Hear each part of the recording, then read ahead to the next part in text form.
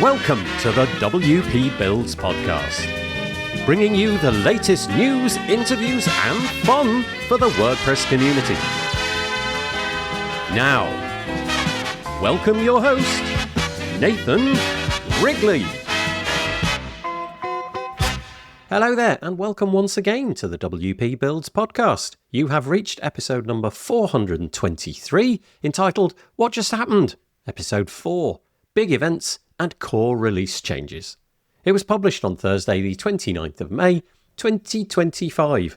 My name's Nathan Wrigley, and in a few moments I will be joined by Rae Morey so that we can have a chat, and I'll explain more about that in a moment. But before then, a few bits of housekeeping. If you like what we're doing over at WP Builds, be sure to subscribe. Head to wpbuilds.com/subscribe, fill out the form there, and we will keep you in touch of what we release. Typically, that's a podcast episode that you're listening to now. We'll email you about that when we release it on a Thursday. And we also do a live show called This Week in WordPress, and we release that, the audio form of that, as a podcast as well, and that comes out on a Tuesday.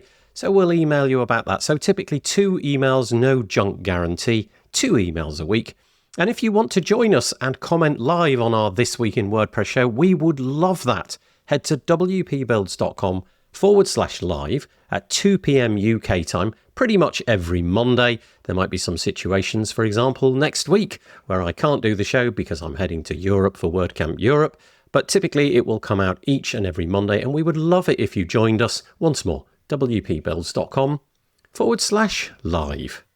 The other thing to mention is that if you're in the WordPress space and you would like to get your message out about your product, service, whatever it may be, maybe you've got a theme or some blocks, maybe you've got some hosting that you want to offer, we have a WordPress specific audience and they would definitely be aligned with your messages. Head to wpbuilds.com/advertise to find out more. A bit like these 3 companies did.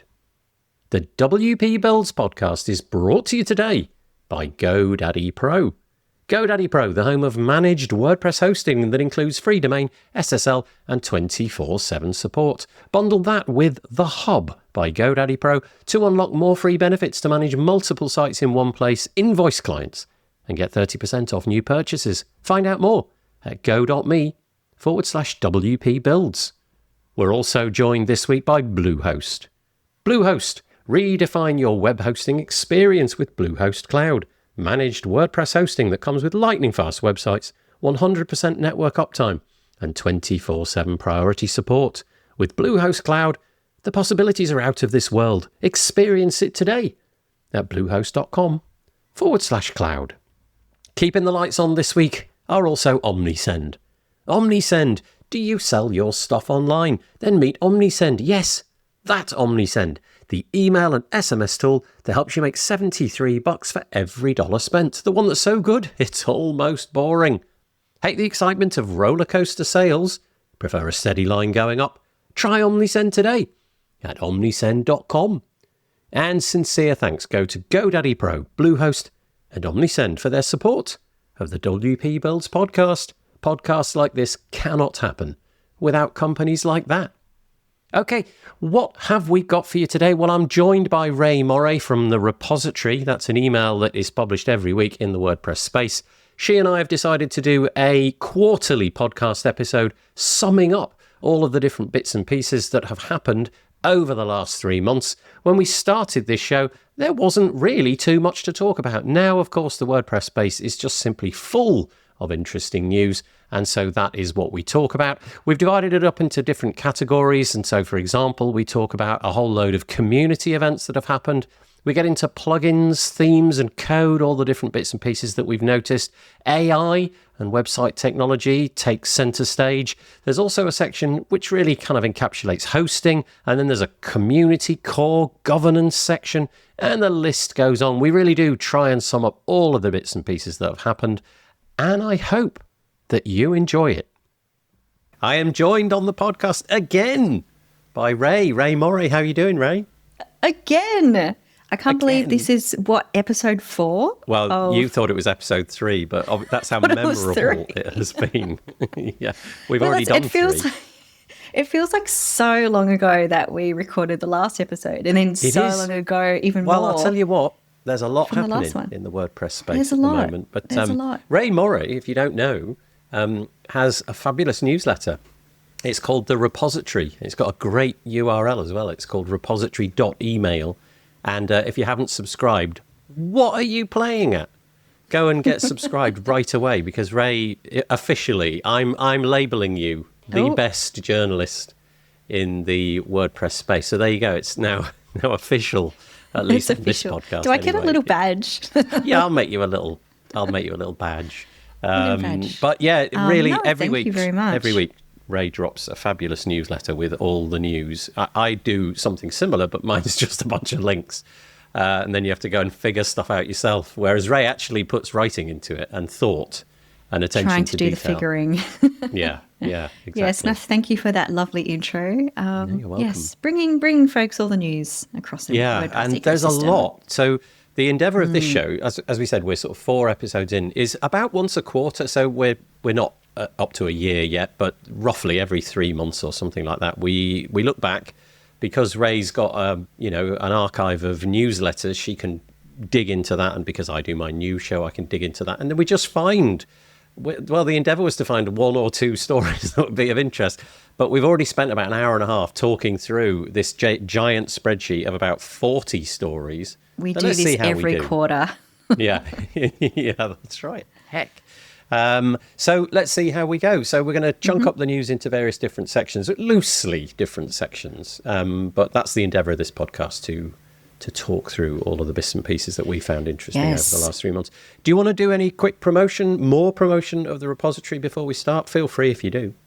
No, just, subscribe to the newsletter, the repository.email. Yeah. Yes. Okay. So there will be a lot of the bits and pieces that we're talking about today. Everything will drop into the show notes. Quite a lot of it is in the WordPress community. Maybe we'll stray outside of WordPress, but I think we'll try to keep it inside of WordPress. And so the first bit that we're going to tackle, really, I suppose you could categorize as events, bits and pieces that have been happening in the WordPress space. I just wanted to alert the fact that some big events have happened in the period since we last spoke. So, for example, WordCamp Asia happened in Manila. That was pretty huge. WordCamp Europe is about to happen. We're literally weeks away from that, and it looks like it's going to be very well attended and what have you.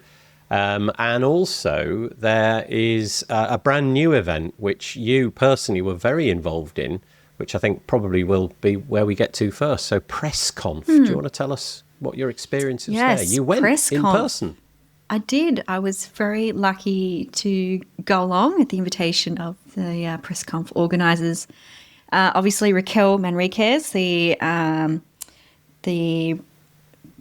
person who organised this event, she decided to bring back Pressnomics. And so essentially Pressnomics finished up in 2019 after a 6-year run, organised by Pagely when they were sold to GoDaddy. And, that left a real gap in the WordPress community for a business-focused event. And everybody kept saying over the years, we need something, we need Pressnomics back, we want it back, let's get it back. No one did anything.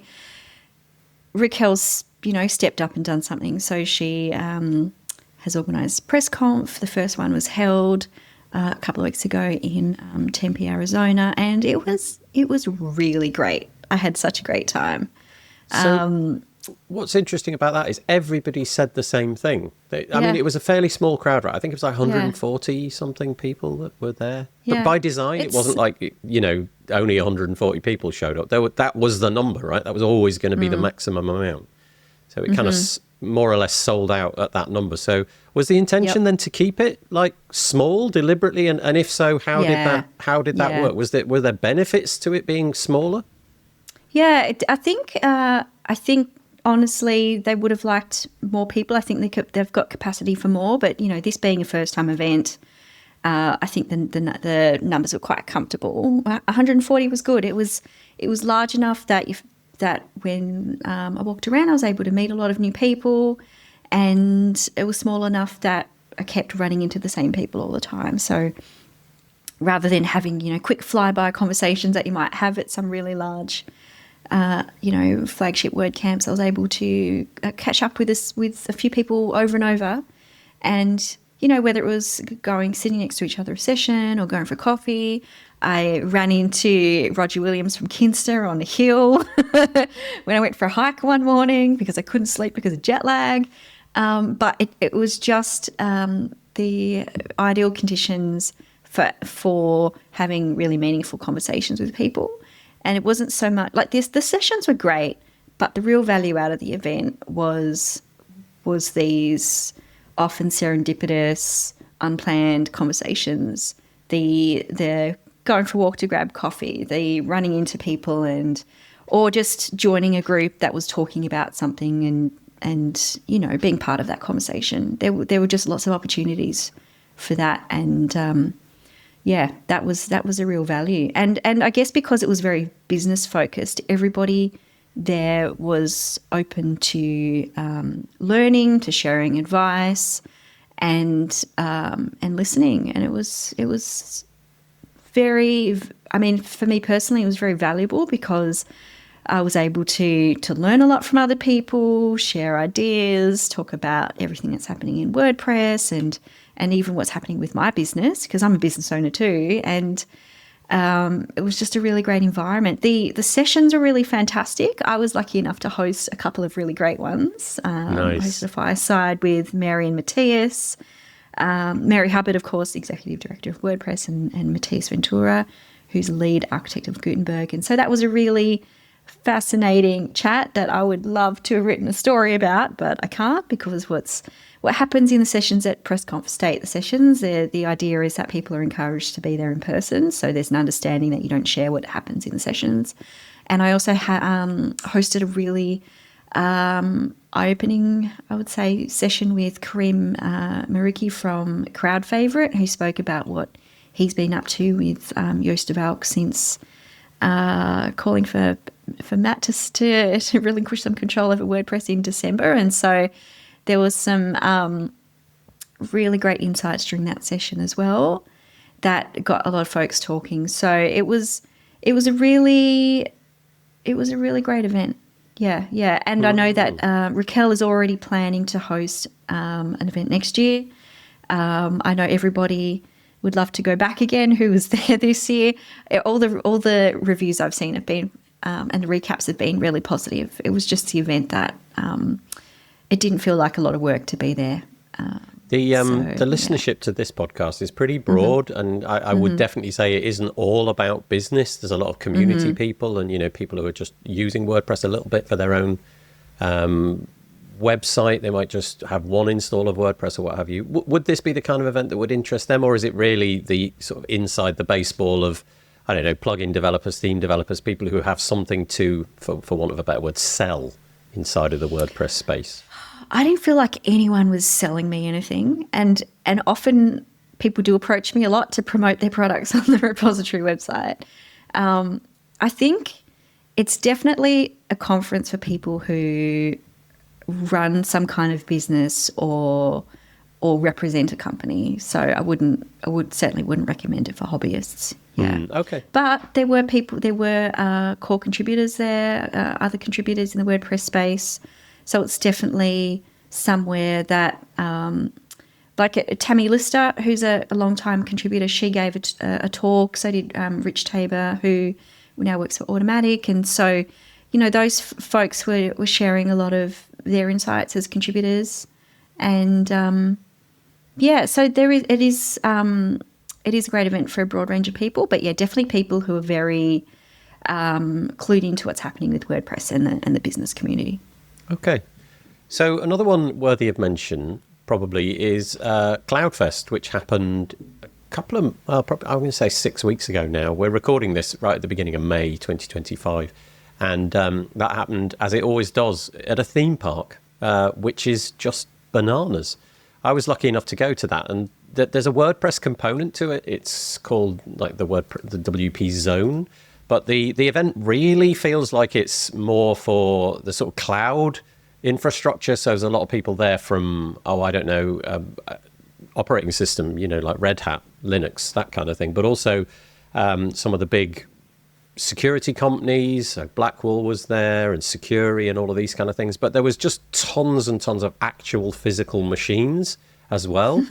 But, so racks, people literally trying to explain the virtues of their microchips and what have you. And it's just really interesting. But the bit that I thought was the most interesting was the CloudFest hackathon, which happened 3 days prior to the main event. And that was not really invite, but it was kind of invite. 400 people applied. I think 111 were selected, and they all got together in a room for 3 days, and with particular projects in mind. There was, something in the order of about 10 or 11 different projects. And so the people hived off into whatever it is that they were interested in, hacked away for 3 days, and then there was presentations of what they'd managed to do, and then finally some winners were announced, and the one that won ultimately was all about accessibility. It was kind of an interesting take on upload and accessibility, an infographic, so like a JPEG or something like that, which has just got loads of data held in it but unavailable to anybody who can't actually see it.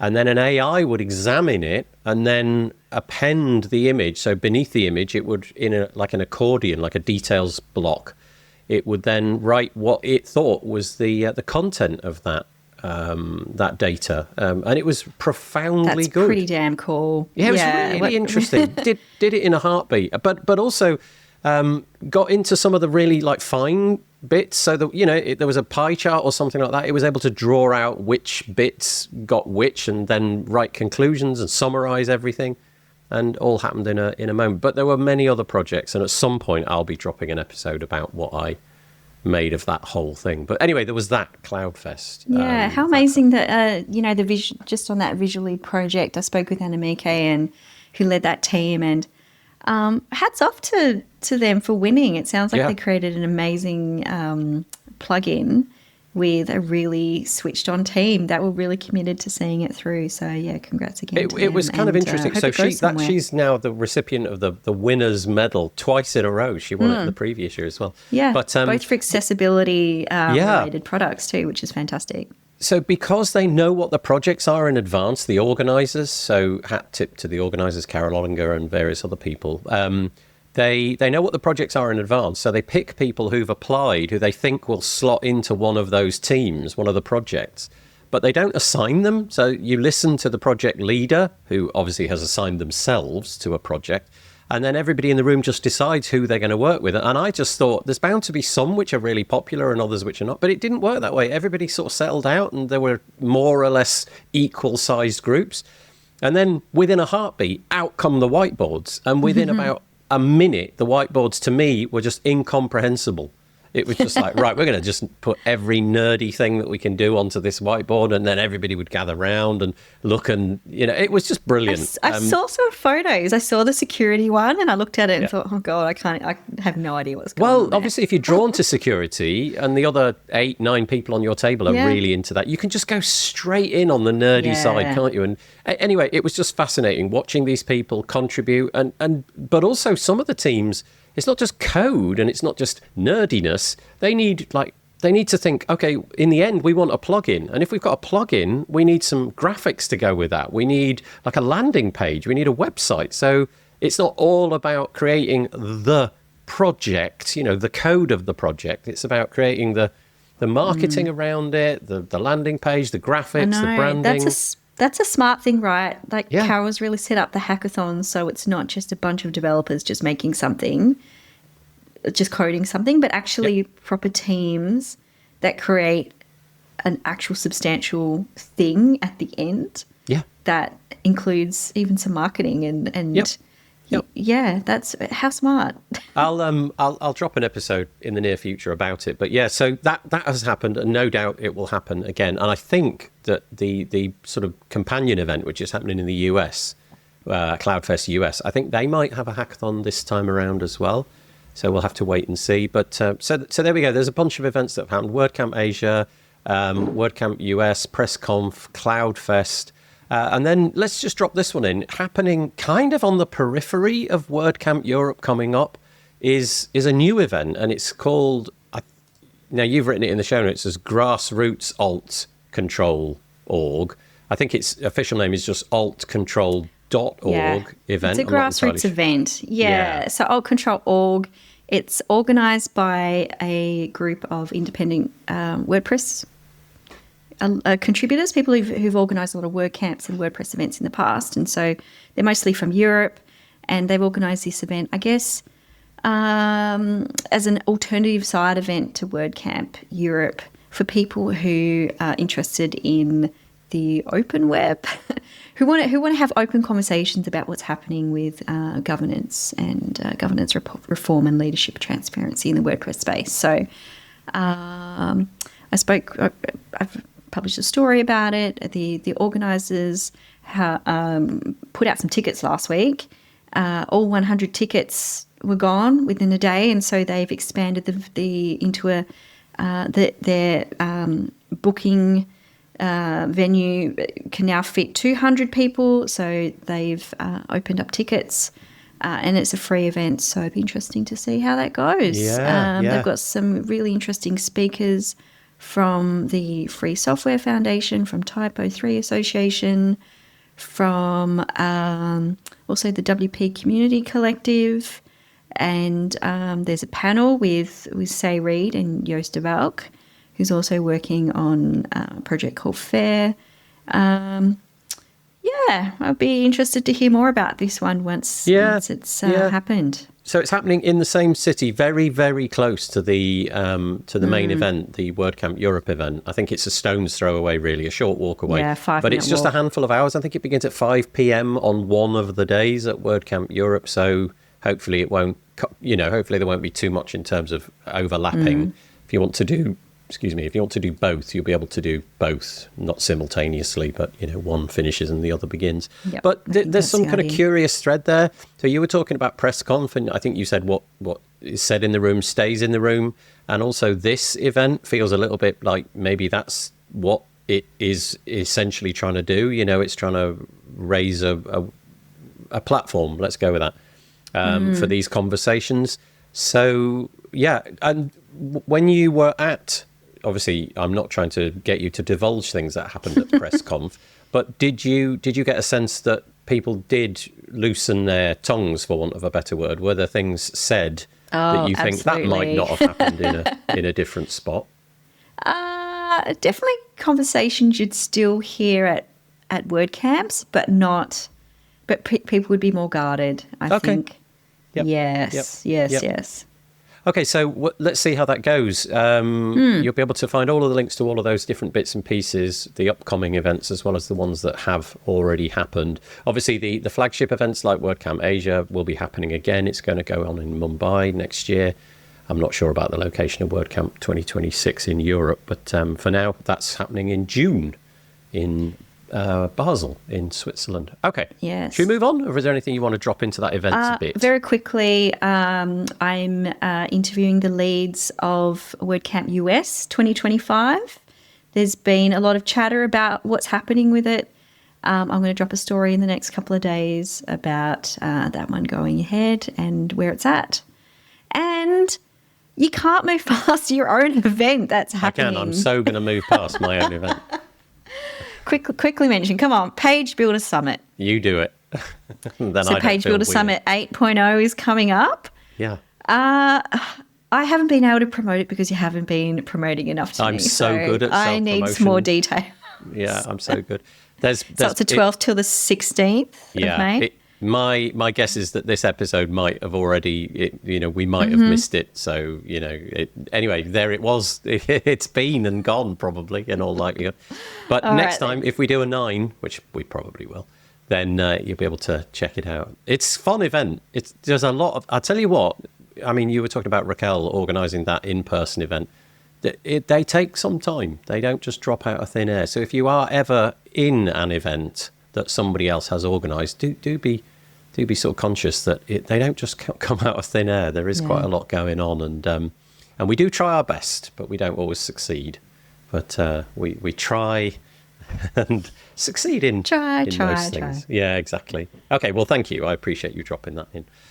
Okay, let's move on. So this is, you could broadly classify this, I suppose, as code, plugins, something like that. All of the bits and pieces attached, maybe hosting will get thrown in. And a couple of things which have happened. The first one I wanted to mention was Oxygen, which was a very popular page builder, kind of, well, obviously, if you're in the Oxygen community, perhaps it still is, but I don't know. But it kind of, it sort of took a bit of a backseat because the developers of that page builder decided that they were going to launch another page builder, which was very confusing to many people. They had this Oxygen product, and then they kind of put that on the back burner to launch this thing called Breakdance, and it was difficult from the outside to see what the heck was going on. Like, well, why have they got two? What's the difference between one or the other? Dear listener, you may well understand what the difference is, but I didn't. And I think a lot of the Oxygen community became a bit disillusioned with it. I know from personal experience, many people who just thought, right, that's it. I don't know what to make of these products anymore. So I'm just going to move on to something completely different. And they found, I don't know, Elementor or Blocks or Bricks or whatever it may be. But then curiously, during the earlier part of this year, Oxygen kind of came back with a brand new version, Oxygen 6.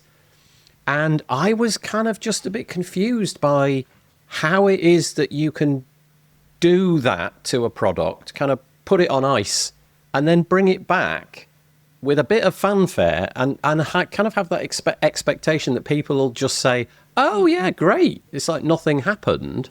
So I don't know how that project is going. I mean, as with everybody in the WordPress space, I wish them well. I hope it's a barnstorming success. But it was a curious indication to me of, okay, I wonder if people will be able to sort of have confidence in it, knowing that there was all this brouhaha and what have you. You may not have anything to add to that. I don't know if you followed that one at all. I haven't followed it very closely, to be honest. And I just opened the site to look at the pricing because, you know, how do you come back after disappearing? And how do you know, because launching any kind of product is about trust. If people don't trust your product and don't think you're going to hang around, why would they invest their time and potentially their client projects in your product? Yeah. And it's interesting because on this site, the only pricing is a lifetime bundle for $199. Okay, maybe that's what they've gone to. Yeah, maybe that's how it was. I certainly know that when it was growing in popularity, they were all about their lifetime deal. So maybe that's literally what they've got. But yeah, curious. If you've got any commentary on that, you know, if you have, you know, positive impressions of how that all worked out and you think that Oxygen is brilliant, I'd love to hear, because from the outside, not ever using it or frequenting any of the communities that surround it, I just found it all very confusing. And like I said, I wish them success, but I thought that was curious. Oh, no, actually, just this pricing is really confusing. There's a lifetime bundle for Oxygen 6, but then Oxygen Classic has regular pricing that starts at $129. Yeah, I don't know. Maybe Oxygen 6 is a break. Maybe it's a breaking change from Oxygen 5 or something like that. It says it's still in beta anyway. Okay. Anyway, it was a kind of an interesting study in how you can kind of, you know, in my case anyway, cause confusion, having a variety of different products, which ostensibly did very, very similar things. We will see. Okay, sticking with page builders, though, let's move to Elementor. Big changes coming. I mean, nobody's not heard of Elementor in the WordPress space. It's the juggernaut, isn't it, of page builders? Well, I think about 10% or something of the internet? No, I think it's like 29%. Or is it more? What? It's some bizarre number. Yeah, you go research that. But anyway, it's a huge number. And if you were to strip out Elementor of the growth of WordPress over the last 6 or 7 years, the line would be very different. Elementor by itself represents a huge amount of WordPress's growth. 12%. Okay, so I'm wildly wrong. Yeah, thank you for putting me correct there. That's great. But as they say on the website, 1 in every 8 websites. Okay, massive, yeah, massive. I got the numbers the wrong way around. I was 21 and 12. Crazy. They're so similar, Ray. But they've got a version 4 coming out, which is a massive undertaking. Do you want to tell us what you know? Yeah, so Elementor dropped their editor v4 as part of the, I don't want to get this wrong, their version 3.8 that came out last week.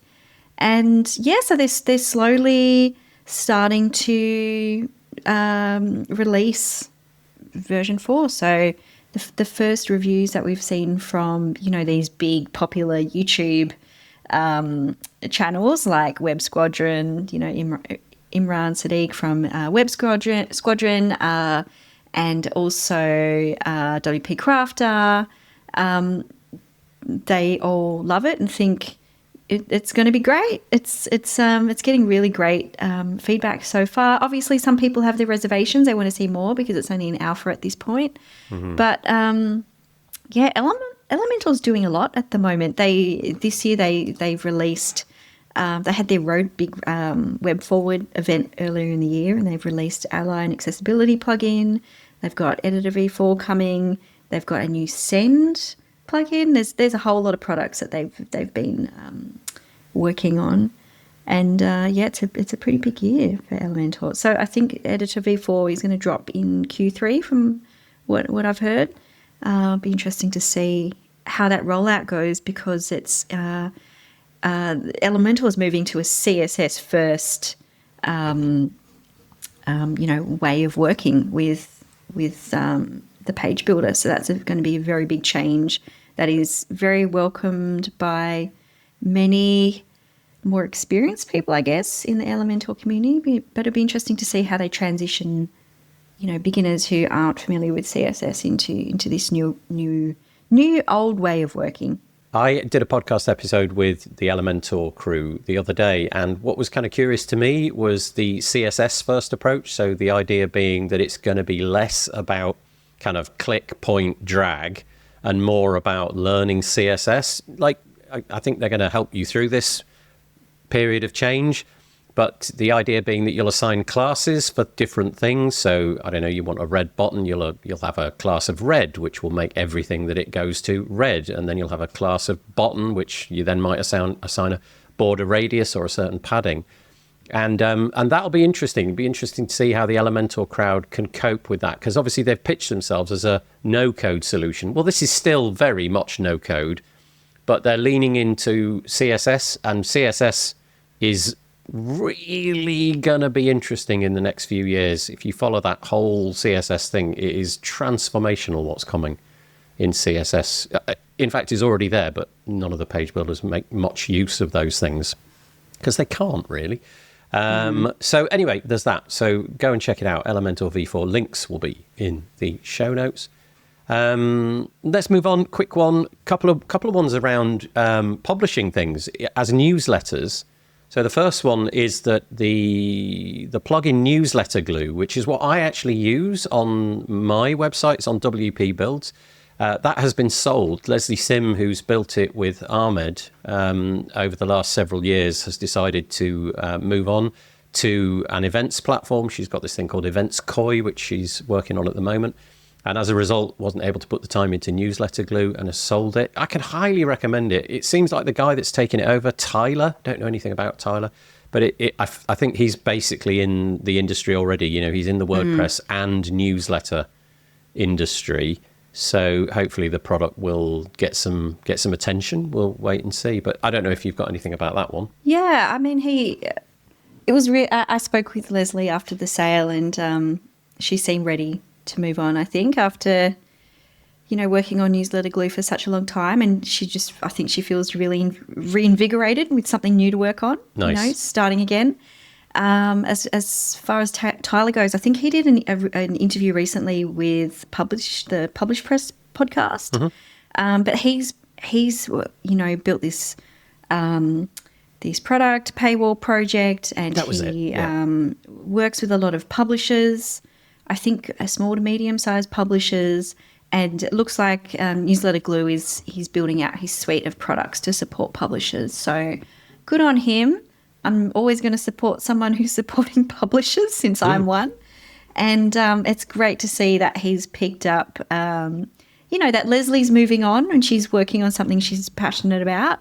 And and Tyler's able to continue working on Newsletter Glue and carry on that legacy. So the next one. Congrats all around. Yes, sorry, I interrupted you there a little bit. The next one, though, might be something that Tyler doesn't want to think too much about, because it's a rival which seems to be coming around, and it's called MailerPress. Having dug around a teeny tiny little bit, I think that this is done by the company that are behind SEO Press. So if you've heard of that kind of SEO plugin, they've got a good reputation. Then maybe this will be a similar product to Newsletter Glue. There's only a video at the moment, but I'll link to the show notes, and you can see it's basically a suite of blocks. You can drag the blocks in. So if you think, I don't know, MailChimp or ActiveCampaign, you know that interface, you drag in different bits and pieces. It'll be a bit like that, and hopefully you'll be able to build your newsletters in the WordPress block editor. Unless they do something utterly transformational, I will be sticking with Newsletter Glue, because it literally is the perfect thing for me. So anything on that, or should we head over to Theme Switcher? No, let's move on. Okay. Theme Switcher Pro. Yep. This one's getting some attention. It is really getting some attention. I want to speak to that, actually. This is kind of curious to me. So I am about to do an interview with Brad, who is behind this plugin. And one of the things that I want to focus on is how the heck did he get this product so much attention?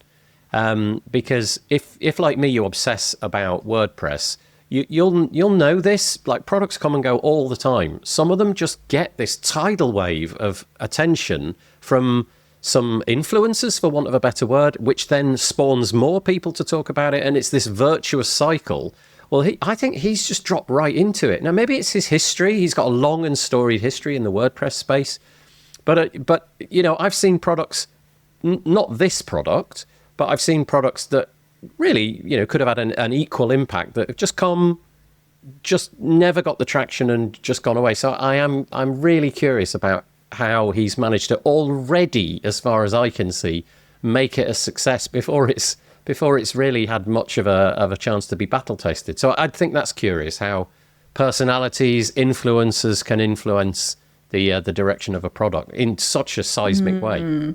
Definitely going to listen to that interview, because that's fascinating. How you're right, like some people launch products and really struggle with marketing and don't know where to get started. But I guess now this is a Web Dev Studios product, right? So that counts for a lot already, right? Big following. So that's an agency that's been around for a really long time.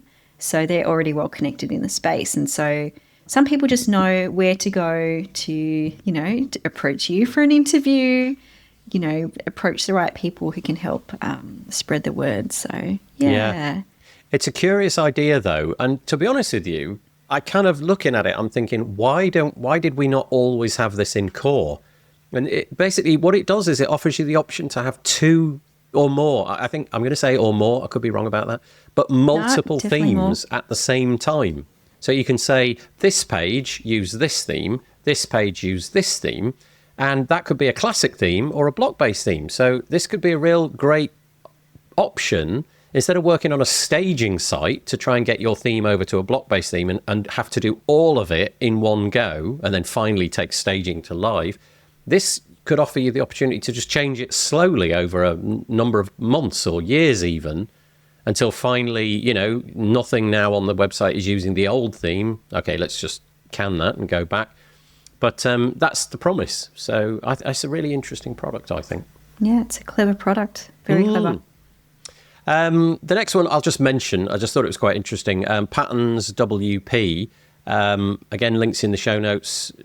I don't really have a lot to say about it because I haven't really inspected it, but it just came up on my radar. It looked like a really credible suite of patterns with a big free offering. They have a pro, which obviously will offer more. I don't really know.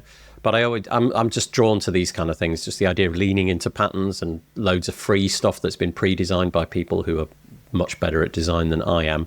So there's nothing else to add than that. It's just there. So, yeah. Anything? Did you want to say anything about that? Probably not. No, okay. No. Happy to move on. Take us into AI, Ray.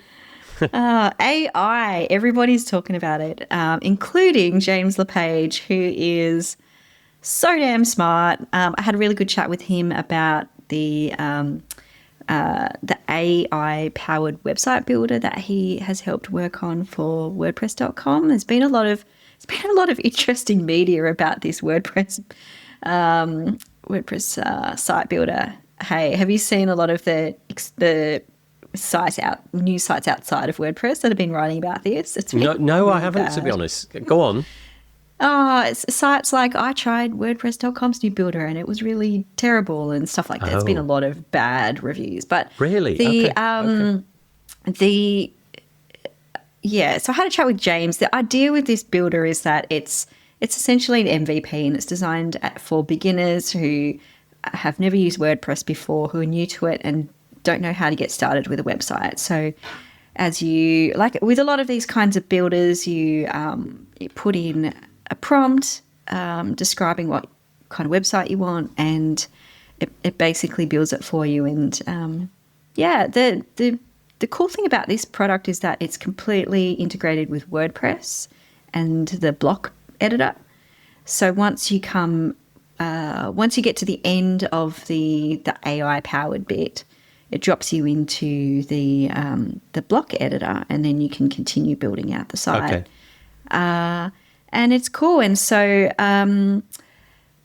it was really good to speak to James about what, the team wants to build out for this product, and also get an idea of the other kinds of things that he's working on as, head of AI engineering at Automatic. I guess watch this space to see what happens AI, next. honestly, all the hotness until it's not. Let's see. Okay, there we go. That will be linked from the repository article that Ray wrote about that. And then a couple of things, hosting, maybe we could describe it as. There's nothing to say here other than that it's happened. A2 Hosting, a company that's been in the WordPress space for a very long time, offering their hosting up. Name change, branding change. They have acquired, wait for it. I mean, this is the golden URL if you're in the hosting space. How the heck? They got hosting.com. And I imagine they paid a pretty penny for it. So if you're an A2 hosting provider, user, then at some point in the near future, maybe already, I don't know, you're going to be using hosting.com, which just sounds pretty cool, I think. Well, so I did a bit of digging around. A source told me that the hosting.com domain cost $2 million. Gosh. So so digging around with the Wayback Machine and going back through, I went back through, all the history of the website. So it was really interesting. Yeah, that's great. I nerded out one afternoon having a look. So it was first registered in 1996. It was originally, it operated under the name hosting.com for a really long time until 2019, essentially. I guess along the way, the company kind of rebranded to just hosting in capital letters, as you do. Then they merged with another company called Hostway. And once those companies merged in 2019, they decided to rename to a new company called Entirety. So then they away from hosting.com? That seems I know. nuts. Why? Why? I don't know the context around it, but they took on, they moved to entirety.com, and then the hosting.com domain began redirecting to entirety.com. And so around mid-2023, that's when a for sale landing page started appearing on that hosting.com domain. And looking at Wayback Machine, it looks like World Host Group, which acquired A2 Hosting. So World Host Group looks to have acquired the domain around December 2024. So December last year. And so they already had the hosting.com domain before they bought A2 Hosting I think it was in January that they bought A2 Hosting. So it looks like World Host Group they've grown their company by acquiring lots of hosting companies over the past 2-3 years. Yeah. And so they recently acquired They've acquired quite a lot in like Fast Comet India recently. and Asia, and They have 30 hosting brands now. And so it looks like they're bringing them all under this hosting.com domain, including A2. And so it is a little bit sad after, more than 2 decades, 23 years, I think it is, that A2 Hosting was a name. Yeah. And that's been brought into this larger company. And somebody somewhere is just rubbing their hands together for the fantastic decision they made in 2000 and whatever it was, 1996. Into 1996 when they registered. Just like absolutely fabulous. Complete aside, I heard on the radio the other day that an individual whose initials are AI, it was like, I don't know, like Andrew something or other, Andrew Ignatius, let's go with that. I couldn't think of anything that began with I. They, years and years ago, probably at about the same time, just bought the domain which had their initials. Obviously, there was no conception that AI would become the euphemism for artificial intelligence. And they're now selling it in the year 2025. And the price tag, the beginning of the bidding, I don't know if bidding's the right word, but they've employed this guy in New York whose job it is, that's all he does, I think, is just to shift massive domain names. And the asking price is $100 million. That is insane. It is insane. And it makes me think, what the heck was I doing in 1996? Why wasn't I buy that? Why wasn't I bent over my computer just getting all the domain? So it's got to be someone like Elon Musk who buys that kind of domain. I mean, or OpenAI, Sam Altman or something. It's so memorable, isn't it? Anyway, a bit of an aside. And then the other one, which you've put in, is Stellar WP, who've come up with this product called StellarSites. Tell us about that. Yeah, no, I just found this one fascinating. So Stellar WP for a long time has been, I guess, an umbrella brand for several standalone separate products. So, like LearnDash, GiveWP, Cadence, and I'm forgetting something there. There's several different products. GiveWP, Cadence, There's a Solid WP gone out of my as head as well. well. Yeah, you're right. Loads more. Yeah, but several products. So, the iconic WP. Oh, that's right. Yeah. And so it's been an umbrella brand, but in the past week or two, they've launched StellarSites, which is a managed hosting platform that unifies their plugins into a more tightly integrated, vertical-focused service, which is interesting because now when you go to Stellar WP, look, they're slowly rebranding to push people into signing up for this hosting platform. So they have an AI-powered website builder. So it was really interesting testing this after using the WordPress.com AI-powered builder. I kind of prefer the StellarSites one because it's a little bit more feature-rich and it provides more options and it guides you through. And what's really great is that if you want to do something that's, a bit more feature-rich, like a donations website or something, a platform for selling products, you can do that with this new platform. So, I'd be really interested to see where this goes because it's interesting example of niche hosting that's popping up. Yeah. And when I saw this, I couldn't help but think of Jason Coleman from Paid Membership Pro, who recently announced on Twitter that they're looking at launching their own managed hosting for their own customers. I wonder if we're going to see more, product-based companies go down the road of it's interesting, launching hosting platforms. We've always had big companies being the hosting companies, and now it feels like some of these smaller companies that have grown large over time, they've now got the brand reputation and deep enough pockets, and maybe they've had some investment along the way to make them into a hosting company at the same time. And you throw AI into the mix, and all of a sudden you've kind of got the full package, haven't you? Okay, so Stellar WP launches StellarSites. Again, that'll be linked. That's on the repository as well. Okay, so that's our kind of newslettery, plugin-y bit. Let's move over to the community, I suppose you could describe this as, core, things like that. We have to mention that WordPress 6.8 has just dropped. It featured some stuff which you may not be aware of. If you just update WordPress and you don't look at the news, you might not be aware that, for example, your website, the hashing of the passwords is now handled by something called bscript. It used to be handled by something called mscript. And the nerd value that you can get out of that would be enormous, I expect, if you knew what you were talking about. I don't, really. I just know that one's better than the other. And we're on the better version, thankfully. Go and speak to somebody like Tim Nash. He'll be able to explain it to you. But essentially, I think it's a more brute force, a more secure way of keeping your passwords hashed within the WordPress database. But also, we have this thing called speculative loading, which I think is on by default in WordPress 6.8 and beyond. And this is kind of voodoo and a bit scary when you say it. It's trying to figure out what you're going to do next.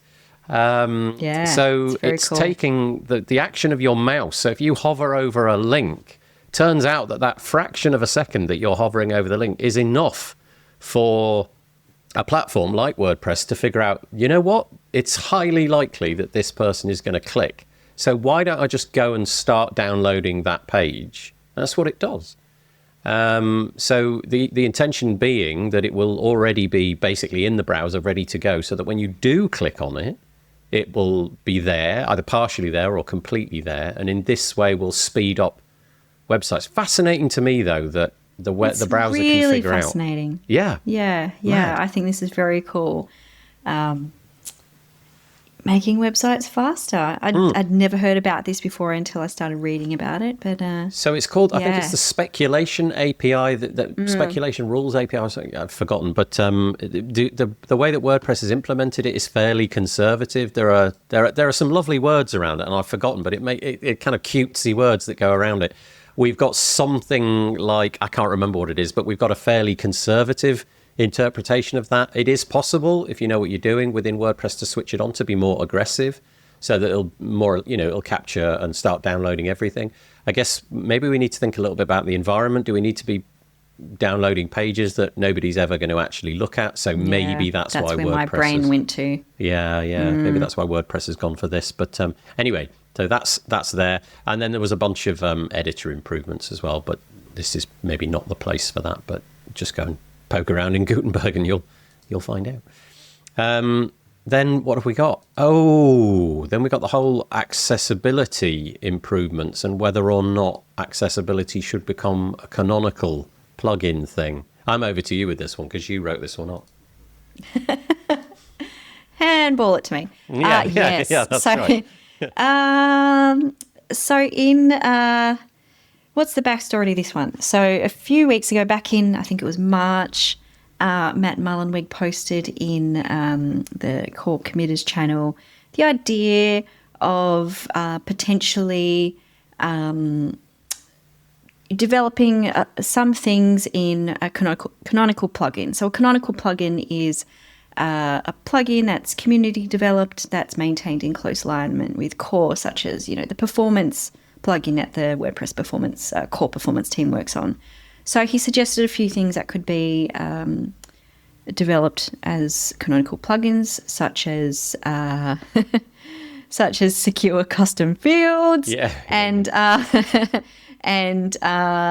think there was there were a couple other things that don't come to mind, but accessibility was one that he mentioned as well, and a few people spoke to me about it. Joe Dolson, who's a core committer and a long-time accessibility expert. I also spoke with, I don't want to get her name wrong, Ryan Rietveld, who is a web accessibility specialist, and also Amber Hines, who runs Equalize Digital, and they were all dead against this idea. Let's just be very clear. It's an idea. Yeah, no I think proposal. That's a good point. Yeah. It was just something that I guess at the moment there's a lot up in the air about how WordPress is moving forward. So this is a suggestion that Matt was putting out there as a way to move accessibility forward, whether it's a good idea or not. These folks are saying it's not. So, well, some people say, we see performance being developed as a plugin outside of WordPress. Why don't we do that with accessibility? Well, accessibility is a legal requirement in some countries, especially in Europe, and in the US as well. And performance isn't. So this is accessibility isn't a nice to have. It's something that's actually needed. And so these folks make a really good point that if we're developing it is as a canonical plugin, who's going to do that work? Are we going to see a duplication of effort because, there needs to be some work in core and also in this plugin? And there are just a lot of, I guess, what ifs at the moment because we don't have a proper proposal. So, So just interesting to unpack it. Yeah, definitely. Who knows how that'll pan out? But the voices were quite loud, weren't they? On the please don't put this into a canonical plugin. Yeah, This should be in core. clear. And I think the argument that you just articulated sums it up perfectly. It is a requirement. Performance is legal requirement, whereas performance is not. And also, you might be on a different host, which would have different expectations of what your WordPress site would perform like because of the hardware they're on or the operating system that they're using or what have you. So so that's interesting. Again, written up on the repository, you can go and check that out. I was going to mention Playground. I did an interview with Birgit Pauli-Hack about the magic of WordPress Playground. I'll just mention it like that and drop it in. I did that on the Tavern. If you haven't played with Playground, it is blooming marvelous, and it's getting better by the week, basically. Enables you to click buttons and launch WordPress in your browser, but it's doing so much more now. It really is becoming a really robust way to test things and maybe even demo your plugin or theme to other people. It really is remarkable, and it is going at a heck of a clip. So there we go. Okay, then we got more community-related stuff. And although this article you said a minute ago before we hit record is a little bit older now, I think probably the metrics that you were measuring haven't changed. This is your piece entitled, Who Leads WordPress Businesses? The data confirms it's still not women. Can you remember the takeaways from that one? Yeah, I feel like I wrote this so long ago because, 3 months in WordPress feels like a lifetime Does these now, days. doesn't it? Yeah. So last year I worked with WP Includes, which is led by the lovely Siobhan McKean and also Francesca Morano and Dee Teal.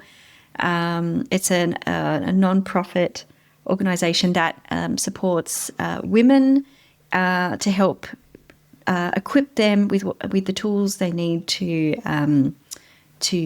attain leadership roles in WordPress-focused organisations. I guess, WordPress-focused organisations. Anyway, so WP Includes launched a gender equality in WordPress survey last year that I assisted with, and then we published a report based on those key findings, and a lot of the key findings were quite disappointing, to be honest. There are a lot of it found that there are a lot of leadership disparities with very few women at the top in WordPress. WordPress companies in the ecosystem. Only 4% of companies that have pledged, for example, only 4% of companies that have pledged to WordPress's Five for the Future initiative have women in their leadership roles. Wow. In their top leadership role, I should say. And then an interesting one, only 5 of the 69 agency partners that work with WordPress VIP have a woman in their top role. 5 out of 69. And you can kind of see how this has happened over time. Tech was a fairly equal industry for a long time, up until I think the 70s, 80s. Not sure when it changed. I'd really recommend to people who want to learn more to watch Siobhan and Dee's talk on WordPress TV from WordCamp Europe last year about women in WordPress. It's a really fascinating look at how that's kind of rolled out. But I guess when we launched this report last year, it was a couple of days before WordCamp. It was the first day of WordCamp US, I think, and a couple of days before Matt's infamous controversial keynote address. So the report got buried in everything that was going on. Did it? So Did you? Yeah. So that's what happened. So for International Women's Day, I decided to revisit the report 6 months on and had a really good Q&A with Siobhan about the findings of the report and, you know, the action that we'd really like to see taken. Whether it's landed, probably not, because it didn't. I think it felt like when we put it out there, it was preaching to the converted, you know. So all we can do is keep putting this stuff out there and hope that people will start to pay attention eventually. The link will be in the show notes, so if you want to go and check that out, you are more than welcome to. What else can we say in here? Because we are approaching the hour mark, so let's try and cut a few out. We've got a lot in there. What do you want to go to? We've got lots about automatic workforce cuts. We've got core committers struggling to keep up. I wanted to just mention, I think we pass over it quickly, but the WordPress slowing to one major release per year. Let's do that one. That was a big deal. So that was that was a few weeks ago. I have to remind myself of. Yeah, it feels like it was about that one. About 2 months ago, something like that. Now, no, it wasn't. It was only this in April, but it feels so. Gosh, no, yeah, you're right. It does.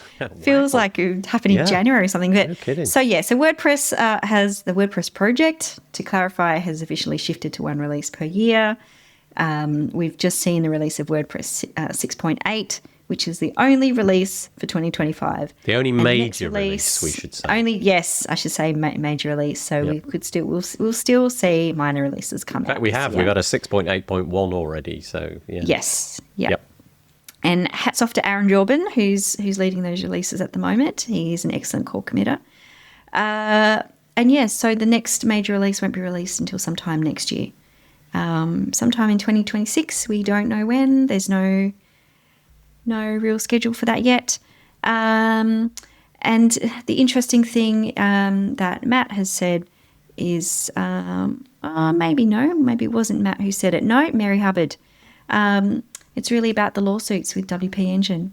In her announcement, she said that, you know, if the lawsuits are dropped or resolved, the cadence will be revisited and there'll be a strong consideration to returning to a 3-year release, 3 releases per year. I was going to say, that's much worse. Yeah, we'll go to one release every 3 years. And that's it. I love it.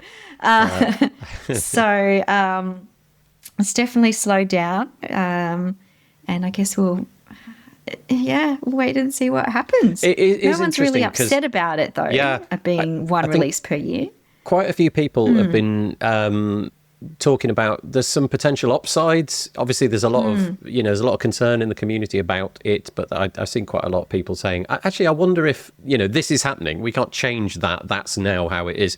Are there any bits which can be perfected? Maybe the fact that we've got a longer roadmap. It will allow plugin and theme developers to, for example, test their code more because they'll have this long runway. Also, maybe it'll get some attention to other things because we won't be just dropping features all the time. And obviously, if features are dropping and the block editor is changing all the time, that makes it difficult to, well, as an example, the newsletter glue plugin, they probably have to keep abreast of absolutely everything that's going on with the block editor to make sure that nothing breaks. And I suppose that was a bad example because Gutenberg, the plugin, is released fairly regularly still. But anyway, so some sort of not counter arguments, but people trying to, I guess, make the best out of the situation. So anyway, that's it. Yeah, so we'll get a version 6.9 probably in 2026 as it stands, and then a version 7 probably in 2027. So a huge change, actually. And we'll see how that impacts the community and what people make of that. Because we haven't really felt the effects of that. Everything at the moment feels like it's the same. Because 6.8 came out when it would have done. 6.8.1 came out when it would have done. But by now, we're expecting 6.9 in the next, couple of months, something like that. And obviously that won't happen. So it will only be in the next few months that we'll notice that hasn't occurred, and we'll see how that goes. And then I suppose the last one, time is the enemy here. Yes. Darn, we got loads. The last one that I think maybe we should touch on is the reinstating of a bunch of people in the WordPress community. So there was this whole thing about people getting blocked from, I list off the things that I can think of. Make Slack, WordPress.org, that was probably it, wasn't it? And many people being banned on social media accounts as well. Oh, okay. Across WordPress's various social accounts. But yeah, this is an interesting one because it just kind of dropped out of nowhere with Matt posting on Twitter that he was having problems with trying to unblock people. So there was no official announcement. It was like, oh, hey, I'm trying to do this, but it's not working. And then it slowly came out as a strange post on WordPress.org that, oh yes, we're unblocking everybody. And then there was Matt's post on his personal blog that acknowledging the Pope's death. And there was a post also on another post on WordPress.org, WordPress Jubilee, that was kind of acknowledging the Jubilee in the Catholic tradition. And so it looked like this was all tied to some kind of Easter revelation. I'm not sure. I don't want to make assumptions, but anyone's guess is as good as mine, I guess, or my guess is as good, but as what anyone else can try and ascertain out of what's going on. But I spoke anyway. To cut through all that, I had a chat with Mary Hubbard to get stats, and so she clarified for me that 32 WordPress accounts that were blocked since September have been unblocked, and so that includes people like Ryan McHugh, who's really he's been a long time core committer and created the WordPress REST API. He's back. People like Joost de Valk, Kareem Aruki as well, and say Reed, people who were blocked because of governance issues, and so they're all back. Do you know if they've been taking that bull by the horns? Have they been embracing their unblockedness, if you know what I mean, or was it more a case of, okay, I've been blocked, that's me, I'm done, or maybe you don't know. I don't know. So I haven't seen them taking advantage of being back. Yeah, I know for people like Ryan, it was quite distressing to be banned and to suddenly be, not be able to log into an account he'd been using for 20 plus years. Yeah. It's a tough one because I know a couple of people have written blog posts about being banned and what it was like. So I think it's bittersweet to get their accounts back. Yeah. I guess in some respects you make other plans, don't you?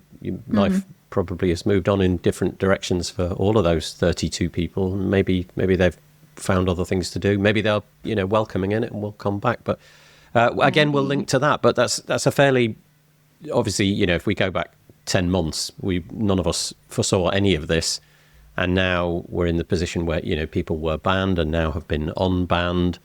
Then, it moved in one direction. It seems to be moving in another direction. Maybe only time will tell what the reasons for all of that are. But yeah, okay. That's all I think we've got time for. Darn it. Yeah, geez. And it's like 4 a.m. where you are. Not quite. It's not 3. Definitely not that late. Ray we're recording this kind of, it's early afternoon for me, which means in Australia it's brutal o'clock. It's 10 to 11. 10 to 11 yeah, PM. well, here you are talking to me at 10 to 11. I think that's pretty brutal. So I appreciate that. We have put so many other things that we could have talked about. Sadly, time is the enemy, but we'll end it there. So if you've got any commentary on that, head over to wpbuilds.com. Search for this, What Just Happened, episode, what did we think? Episode 4, I think we agreed. Episode 4, Episode 4. And give us some commentary if you want to do that. And don't forget, go to the repository.email. Just Google it and go there and subscribe right away. And if you don't, you're very naughty. Because it's brilliant. And this is what keeps Ray awake at 11 o'clock at night, is thinking about WordPress and keeping us all informed. So, Ray, without further ado, I'm going to say thank you so much for chatting to me. I really appreciate it. No, I really enjoy doing this podcast. It's a lot of fun. You're very good. Very, very good. Thank you so much. Okay, that's all we've got for you this week. Before I fade in the cheesy music at the very, very end, I would just like to thank once more Rae Morey for joining me and summing up the last 3 months in the WordPress space incredibly effectively. I hope that you did enjoy it. If you did, you've got any comments about that, head to WP Builds, search for episode number 423, and please leave us a comment there. The WP Builds podcast is brought to you today by GoDaddy Pro. GoDaddy Pro, the home of managed WordPress hosting that includes free domain, SSL, and 24/7 support. Bundle that with The Hub by GoDaddy Pro to unlock more free benefits to manage multiple sites in one place, invoice clients, and get 30% off new purchases. Find out more at go.me/WP Builds. We're also joined this week by Bluehost. Bluehost, redefine your web hosting experience with Bluehost Cloud. Managed WordPress hosting that comes with lightning-fast websites, 100% network uptime, and 24/7 priority support. With Bluehost Cloud, the possibilities are out of this world. Experience it today at bluehost.com/cloud. Keeping the lights on this week are also OmniSend. OmniSend, do you sell your stuff online? Then meet OmniSend. Yes, that OmniSend, the email and SMS tool that helps you make $73 for every dollar spent. The one that's so good, it's almost boring. Hate the excitement of roller coaster sales? Prefer a steady line going up? Try OmniSend today at omnisend.com. And sincere thanks go to GoDaddy Pro, Bluehost, and OmniSend for their support of the WP Builds podcast. Okay, that really, really, really is very, very, very near the end of the podcast. The cheesy music will come in a moment. Just before then, I would like to thank you, dear listener. Thanks for engaging with the podcast. If you would like to subscribe, head to wpbuilds.com/subscribe. And if you fancy getting your name in the podcast, head to wpbuilds.com/advertise to find out more. As always, some cheesy music is about to fade in, and all that I need to say is stay safe. Have a good week. Bye-bye for now.